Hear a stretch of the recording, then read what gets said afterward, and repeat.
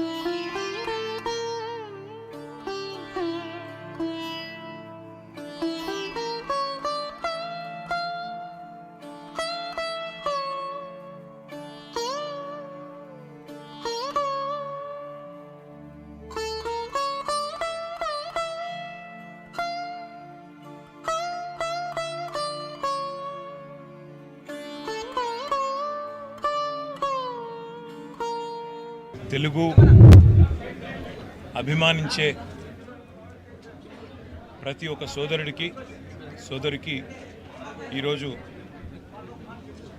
జరిగిన నష్టం సామాన్యమైంది కాదు. ఎందుకంటే తెలుగు పత్రికా రంగంలో, తెలుగు ప్రసార మాధ్యమాల్లో ఒక విప్లవాత్మకమైన మార్పుకు బీజం వేసిన మహానుభావుడు గౌరవనీయులు శ్రీ చెరుకూరి రామోజీరావు గారు.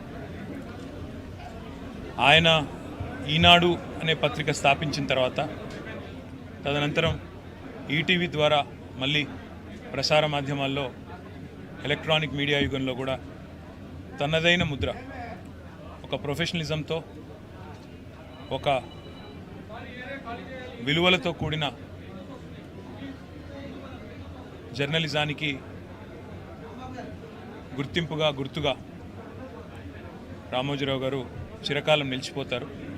తెలుగు భాషని ఆయన అభిమానించిన విధానం, తెలుగు భాష అభివృద్ధి కోసం ఆయన తపన, అదేవిధంగా ఎల్లవేళలా రాష్ట్రం బాగుండాలి, దేశం బాగుండాలి అంటూ తనదైన శైలిలో ఎప్పుడు కలిసినా చిరునవ్వుతో భారతదేశం గురించి, అదేవిధంగా తెలుగువారు ఎక్కడున్న తెలుగువారి గురించి, తెలంగాణ గురించి, ఆంధ్రప్రదేశ్ గురించి మాతో ఎన్నో సందర్భాల్లో గొప్పగా చాలా విషయాలు, గతం గురించి, భవిష్యత్తు ఎలా ఉండాలనే దాని గురించి కూడా చాలా గొప్పగా చెప్పిన మహానుభావుడు రామోజీరావు గారు.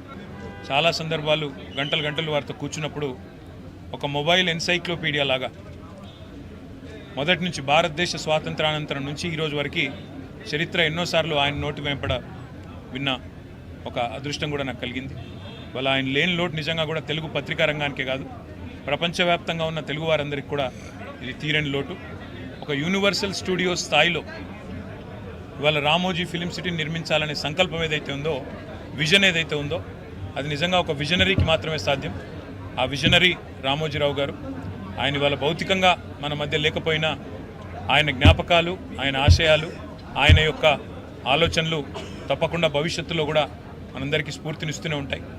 వారి ఆత్మకు శాంతి చేకూరాలని, వారు తప్పకుండా ఏదైతే తెలుగు భాషాభివృద్ధి కోసం, తెలుగువారి అభివృద్ధి కోసం తపన పడ్డారో, తెలుగు జాతి తప్పకుండా ఉన్నంతకాలం ఆయనను తప్పకుండా గుర్తుపెట్టుకుంటారని చెప్పి కూడా తెలియజేస్తూ, వారి కుటుంబ సభ్యులకి, అదేవిధంగా వారి అభిమానులకి, వారి బంధుమిత్రులకి అందరికీ కూడా పేరు పేరున మా పార్టీ తరఫున ప్రగాఢమైన సానుభూతిని కూడా తెలియజేస్తూ వారి ఆత్మకు శాంతి చేకూరాలని మనస్ఫూర్తిగా ప్రార్థిస్తాం.